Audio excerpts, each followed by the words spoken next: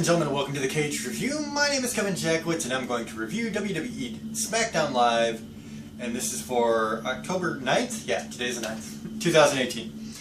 And so we start out right away, cutting out all the foreplay, getting right to it with Becky Lynch and Charlotte Flair.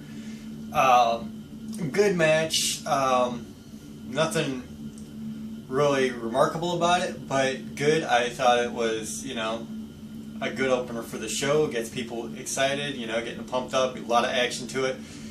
And I like how they ended it. Becky doing her heel thing, and Charlotte kind of goes ballistic after, Becky Lynch walks away with the title again through heel meets. And so there's kind of a fight that ensues, and it goes all the way up the ramp, and then Charlotte Flair winds up spearing Becky Lynch into the LED board as you walk out, through gorilla position into the ramp area.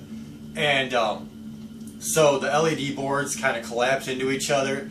It looked really good, and it's cool that they're having, women do these spots now too. It's really making them equal to the men in a lot of ways, so I like that. But there was also a spot there where the camera was pulling away, and there were some guys looking at Charlotte Flair, and she had blood coming down her arm. Apparently it wasn't bad, but it added some color to it, and you could tell she was hurt, which, you feel bad for, but it definitely added something to the moment, though, honestly. So both women, give them a lot of credit. I thought it was a good shot. I thought it was a good spot all the way around, and it works. And so, good way to kick off the show. And then you go straight from that right into Jeff Hardy versus Samoa Joe. And Samoa Joe, doing his domination thing a lot of the match. Again, good match, not great. Jeff Hardy, he's got to still be working through some pain, dude. I figured he'd be gone a little bit longer than he was, because there was talk of him needing a heel. Eventually, Jeff Hardy goes to the leg. Samoa Joe, his leg is, still injured from the AJ Styles match in the storyline, so he can't walk. The referee has to call the match. So this was for this tournament they've got going on at Crown Jewel, the new pay-per-view. And so Jeff Hardy wins, and he is going to that match. Then you get a Randy Orton promo package. Just kind of detailing his career, which was really cool. You got to give the editors in these promo packages a lot of credit, because they are very good promo packages. It was pretty short, thankfully, because I always feel like even though they're good, sometimes they're a waste of time when you have, actual wrestlers you can be building up or something like that. So it was nice, short, and it served its purpose. You get a page announcement after that about the SmackDown Women's Championship. And she's saying that, since these two are having this big feud and they're both getting hurt, that Becky Lynch and Charlotte Flair are going to finish this feud at, not Crown Jewel, but Evolution. They're going to finish it at Evolution in a last woman standing match, first ever. So, that's cool. I think that's very, very cool. They're still, introducing the women into these different types of matches that they haven't been in before.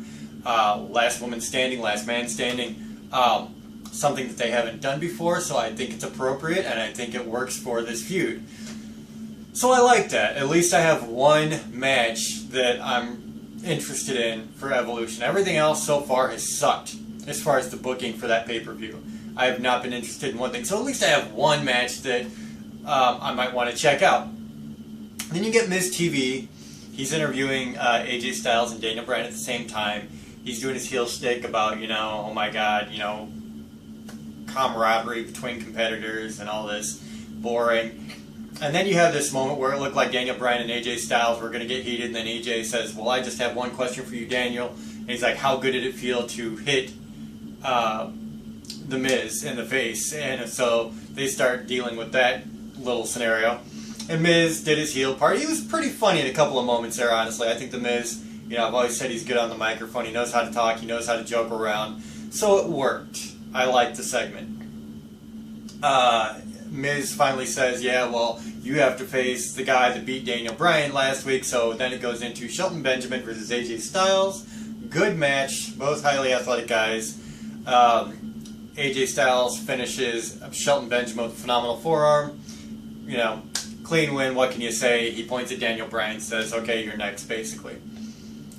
And that match actually started the second hour. And then you get Aiden English.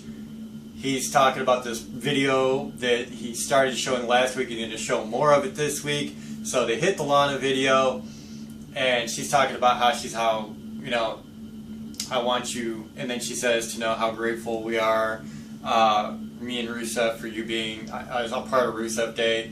And then Aiden English tries to get a little close to Lana, pauses the video, Rusev and Lana come out, they show the rest of the footage, which is her kind of acting disgusted and walking out. And then Aiden's like, alright, you guys caught me, but, you know, whatever. If you ever get tired of Rusev Day, you can always have an Aiden night or whatever.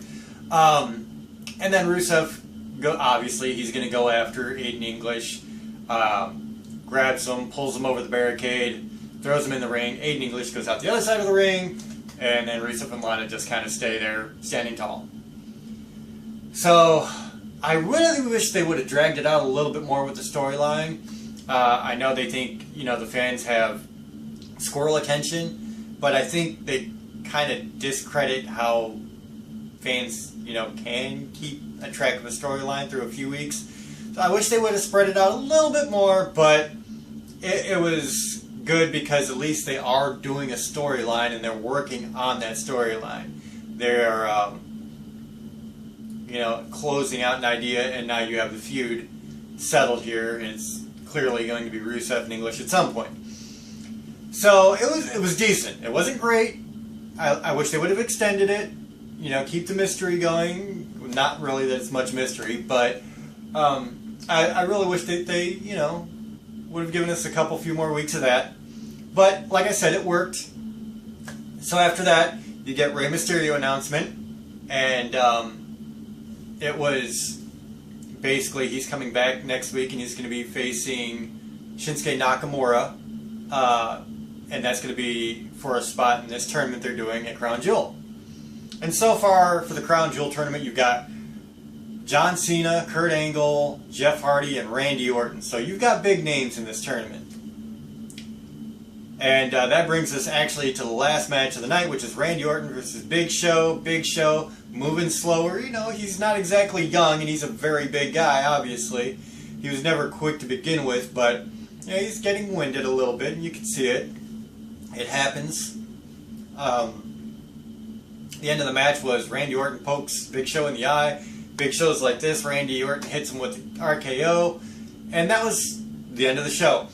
And like I said, as you can see, it's a very short review here because they really cut out the foreplay. There were very little promo work, very little promo packaging. Straight to the point. You had like 4 major matches. And that took up, I mean, you've got 2 hours with SmackDown, so it really takes up the time quickly. So it worked. I thought it was a pretty good show, actually. You know, you cut out the floor play, you get to the action, you're still building storyline, you're still building up for your pay-per-views. They built up Becky Lynch, Charlotte Flair, they're building up this Crown Jewel tournament thing.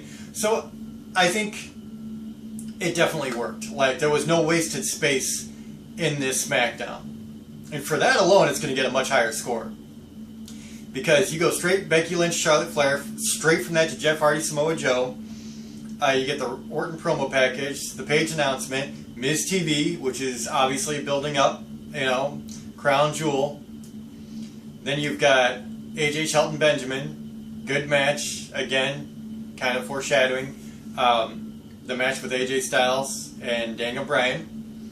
Aiden English, Rusev, that's obviously being built up. And then Randy Orton, Big Show, plus the Rey Mysterio announcement. So literally no wasted space in this show.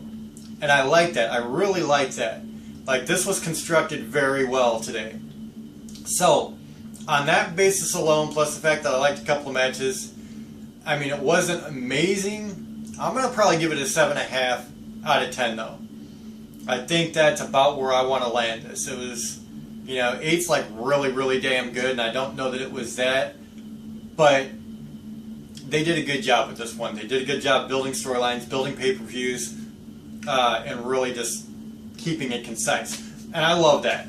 So ladies and gentlemen, that's where I'm at with it. 7.5 out of 10. Let me know what you think in the comments. If you agree with this, let me know.